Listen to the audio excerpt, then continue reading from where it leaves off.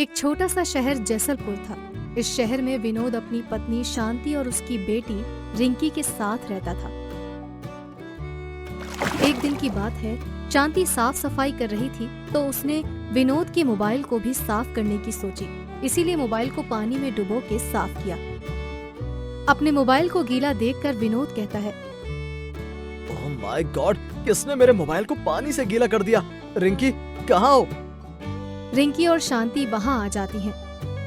ये देखो मेरे मोबाइल की हालत, कहीं तुमने तो इसे गीला नहीं किया? अब ये खराब हो गया। इतनी भी क्या बदमाशी करना, कितनी बार कहूँ तुमसे।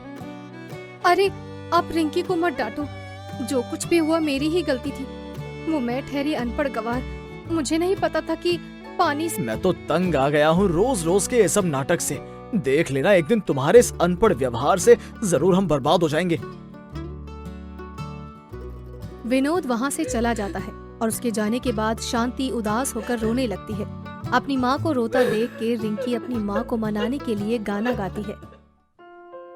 तू कितनी अच्छी है, तू कितनी भोली है, प्यारी प्यारी है। ओ माँ, ओ माँ, तू कितनी अच्छी है, तू कितनी भोली है। ओ माँ, ओ माँ। ऐसे ही दिन बीतने लगते हैं। एक दिन की बात है, जमींदार के घर पर... अरे सुनो जी, मैं क्या कहती हूँ, इस महंगाई में ईमानदारी के दाने चुगने से कुछ नहीं होगा। कुछ चालाकी करके बड़ा हाथ मारना पड़ेगा।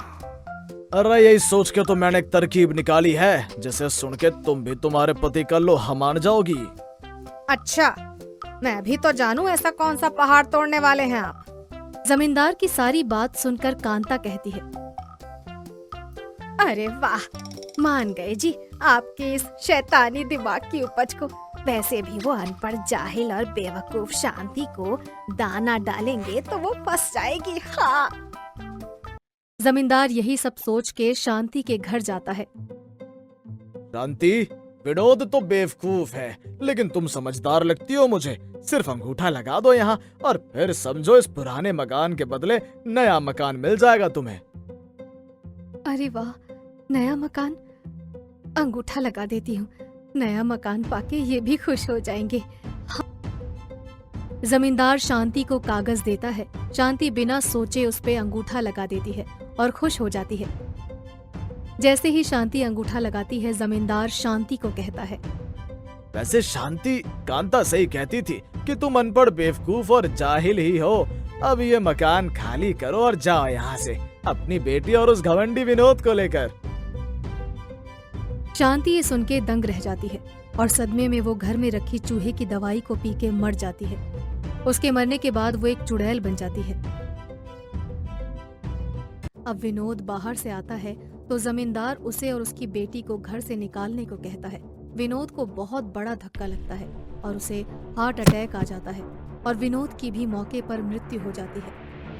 चुड़ैल बनकर शांति जमींदार के घर जाकर जमींदार को मारकर अपना बदला ले लेती है और घर के कागज भी वापस ले लेती है। रिंकी अकेली पड़ जाती है और रिंकी रोते हुए अपनी माँ को याद करके गाना गाती है। तू कितनी अच्छी है, तू कितनी भोली है, प्यारी प्यारी है। ओ माँ, ओ माँ, तू कितनी अच्छी है। रिंकी का गाना सुनकर शांति वहाँ पर आ जाती है। रिंकी, मैं तेरी माँ हूँ, मर के मैं चुड़ैल बन गई हूँ। तेरे पापा सही कहते थे, मेरे अनपढ़पन की वजह से सब बर्बाद हो गया बेटा। माँ, मेरे लिए आप दुनिया की सबसे अच्छी और प्यारी और सच्ची माँ हो और हमेशा रहोगी। चुड़ैल फिर रिंकी को प्यार करके उसे मकान के कागज देके चली जाती है।